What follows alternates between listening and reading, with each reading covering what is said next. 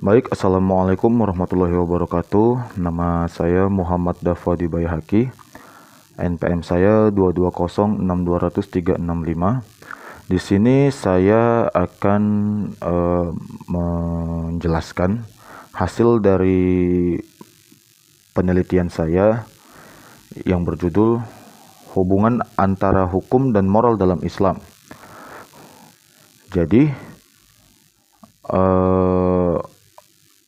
sebelumnya, saya akan menjelaskan hal-hal dasar terlebih dahulu. Kita mulai dari pendahuluan atau latar belakang. Jadi dalam kaitannya ini dengan praktik hukum, maka perlu dibahas tentang bagaimana hubungan antara hukum dan moralitas. Jadi, dalam beberapa kasus, pengambilan keputusan dapat dipengaruhi oleh nilai-nilai moral yang diterima oleh masyarakat. Itu contohnya dalam pengambilan keputusan itu mengenai pemberian vonis, vonis pada suatu kasus, maka dapat dipengaruhi oleh nilai-nilai moral yang diterima dalam masyarakat. Jadi dalam kesimpulannya itu, maka perlu dibahas tentang bagaimana hubungan antara hukum dan moralitas telah mempengaruhi perkembangan kehidupan manusia. Jadi dalam beberapa kasus, hubungan antara hukum dan moralitas dapat menjadi sangat jelas dan sederhana. Tapi, ada juga beberapa kasus ini, hukum dan moralitas ini tuh tidak jelas atau berseberangan. Ini akan kita bahas pada poin-poin atau rumusan masalah. Itu saya memiliki 2 rumusan masalah. Yang pertama itu ada pengertian hukum dan moral dalam perspektif Islam. Kemudian yang kedua itu ada hubungan antara hukum dan moral dalam ajaran agama Islam. Kita akan bahas dari pengertian hukum dan moral dalam perspektif Islam terlebih dahulu. Jadi dalam perspektif Islam ini, hukum dan moral ini memiliki pengertian yang erat atau dengan garis besarnya itu kurang lebih hampir sama lah. Ada beberapa banyak kesamaan di dalam moral dan hukum ini. Saya akan jelaskan bagaimana definisi-definisinya. Itu pertama ada definisi, yang kedua ada sumber, dan yang ketiga ada tujuan, yang keempat ada cakupan. Ini kita akan membahas yang hukum dulu. Jadi dalam pengertian definisi, hukum dalam Islam adalah seperangkat aturan dan ketentuan yang diturunkan oleh Allah Subhanahu wa taala melalui Al-Qur'an dan hadis. Kemudian kita akan membahas sumber. Jadi sumber hukum Islam ini itu asalnya itu dari Al-Quran, hadis, ijma, dan qiyas. Kenapa seperti itu? Karena ibaratnya kalau negara kita Indonesia ini, aturan-aturan kita itu ya yang paling utama itu di undang-undang, KUHP, dan sejenisnya. Tapi kalau dalam Islam, aturannya itu dia tercatat dalam Al-Quran dan hadis yang terutama. Kemudian jika ada aturan tambahan, itu biasanya dari ijma atau kesepakatan ulama, dan juga qiyas dari analogi. Kemudian yang ketiga itu ada tujuan. Jadi tujuan hukum Islam ini itu untuk mencapai suatu keadilan, kesejahteraan, dan kesejahteraan bagi semua manusia. Kemudian cakupannya. Apa saja sih kira-kira cakupan yang terkait dengan hukum Islam? Jadi itu ada beberapa aspek kehidupannya termasuk ibadah, muamalah, dan juga janiyah. Kemudian ada satu ahli yang bernama Sunaryati Hartono itu mengatakan definisi mengenai pengertian hukum itu, jadi hukum itu tidak menyangkut kehidupan pribadi seseorang, tetapi hukum itu bisa mengatur aktivitas dari orang tersebut. Jadi dengan kata lain, hukum itu mengatur berbagai aktivitas manusia di dalam hidup bermasyarakat. Tetapi kata moral itu sebenarnya juga artinya itu kesusilaan atau budi pekerti.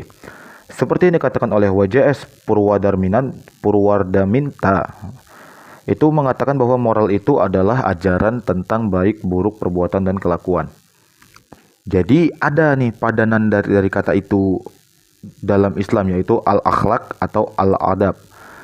Menurut Imam Al-Ghazali, akhlak itu merupakan tabiat jiwa yang dapat dengan mudah melahirkan perbuatan-perbuatan dengan perwatakan tertentu secara serta tanpa memikirkan pertimbangan, apalagi tabiat tersebut melahirkan perbuatan baik dan terpuji. menurut akal dan agama. Jadi tabiat ini itu bisa dinamakan akhlak yang baik apabila perbuatan-perbuatan yang baik itu menjadi baik. Jadi tabiat ini bisa dikatakan, jadi sesuatu hal bisa dikatakan tabiat jika dia melakukan hal yang baik. Tetapi jika dia akhlak yang baik ini bisa dikatakan dengan akhlak yang baik itu karena tabiat tersebut tabiat yang baik. Tetapi jika sebaliknya, jika tabiat ini dilakukan secara jelek, maka dia akan dinamakan dengan akhlak yang jelek. Jadi tabiat itu sebenarnya sebutan dua hal yang berbeda, yang baik dan yang jelek. Jika kita melakukan hal yang baik, maka tabiat kita baik. Jika melakukan hal yang jelek, ya tabiat kita akan jadi jelek. Seperti itu. Kemudian kita sudah membahas hukum, lalu kita akan membahas dari moral. Sama seperti pembahasan tadi, saya akan menjelaskan definisi, sumber, tujuan, dan juga cakupan. Jadi pertama kita akan membahas dari definisi terlebih dahulu. Jadi definisi moral ini dalam Islam itu ya seperangkat nilai dengan prinsip yang diturunkan oleh Allah Subhanahu wa taala melalui Al-Qur'an dan hadis. Kemudian sumbernya itu adalah Al-Qur'an, hadis, dan sunnah Rasulullah. Kemudian yang ketiga itu tujuan. Tujuan moral Islam itu untuk membentuk karakter dan perilaku yang baik serta mencapai kesucian dan kebersihan jiwa. Kemudian cakupan. Nah, cakupan moral ini itu mencakup berbagai aspek, yaitu kayak kehidupan, akhlak, dan juga muamalah. Baik, sekian dari poin pertama. Selanjutnya kita akan membahas poin kedua, yaitu hubungan antara hukum dan moral dalam ajaran agama Islam. Jadi kita akan membahas hubungannya dulu nih. Jadi hubungan antara moral dan hukum itu dibagi menjadi 3 dasar. Yang pertama itu ada keterkaitan. Jadi hukum dan moral dalam Islam itu memiliki keterkaitan yang erat. Itu karena hukum Islam itu berdasarkan pada nilai-nilai moral yang diturunkan oleh Allah Subhanahu wa taala. Jadi moral itu kan tercipta dari aturan dari Allah itu sendiri, dan aturan secara garis besar itu adalah hukum. Kemudian yang kedua itu ada kesatuan. Jadi hukum dan moral dalam Islam itu merupakan kesatuan yang tidak dapat dipisahkan sebenarnya secara garis besarnya. Itu karena keduanya memiliki tujuan yang sama, yaitu mencapai keadilan, kesejahteraan, dan juga kesetaraan bagi semua manusia. Dan yang kemudian yang ketiga itu ada keseimbangan. Jadi hukum dan moral dalam Islam ini itu harus seimbang, karena kalau tidak seimbang itu akan jadi ketimpangan, bahkan bisa berseberangan nih hukum dan moral.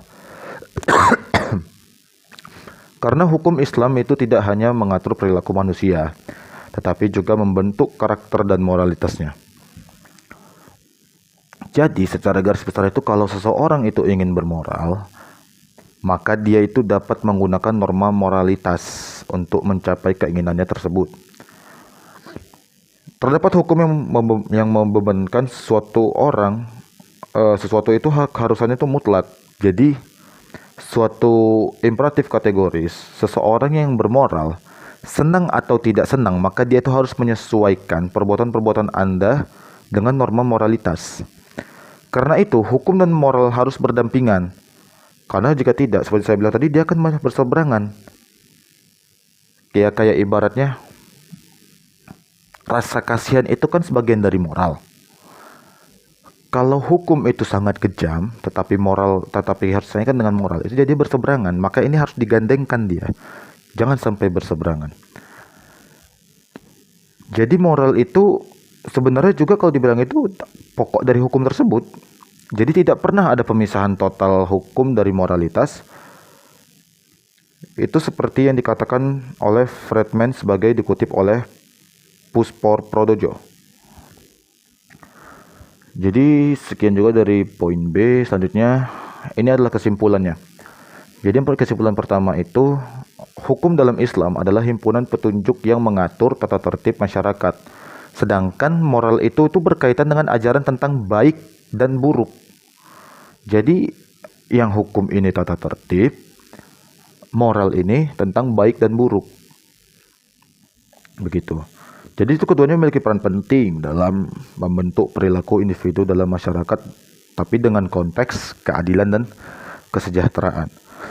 Yang kedua itu hukum dan moralitas itu saling terkait. Dia ada kaitannya ini. Jadi hukum yang baik itu berasal dari moral yang baik. Karena jika hukum tidak berasal dari moral yang baik, kan hukum ini kan tidak semua orangnya yang ada itu andil dalam pembentukannya. Bisa jadi kalau dia tidak bermoral, ya udah buat saja hukum yang untuk menguntungkan dirinya sendiri. Begitu. Tidak untung di untuk orang lain. Jadi kesetaraannya tidak dapat. Sementara kesetaraan itu juga bagian dari moral gitu. Jadi moral dan hukum ini dia tuh keduanya tidak dapat dipisahkan, karena hukum yang tanpa moral itu dapat berujung pada kezoliman, sementara moral tanpa hukum itu dapat mengarah pada keanarkian sebenarnya. Jadi keduanya itu harus berdampingan dalam kehidupan masyarakat. Kalau tidak ya susah, bakal menyimpang seperti itu. Jadi sekian dari penjelasan saya tentang judul saya yang berjudul hubungan antara hukum dan moral dalam Islam. Bagi yang menonton atau kepada Bapak dosen, saya mengucapkan terima kasih. Lebih dan kurang saya mohon maaf. Kepada Allah juga saya mohon ampun. Assalamualaikum warahmatullahi wabarakatuh.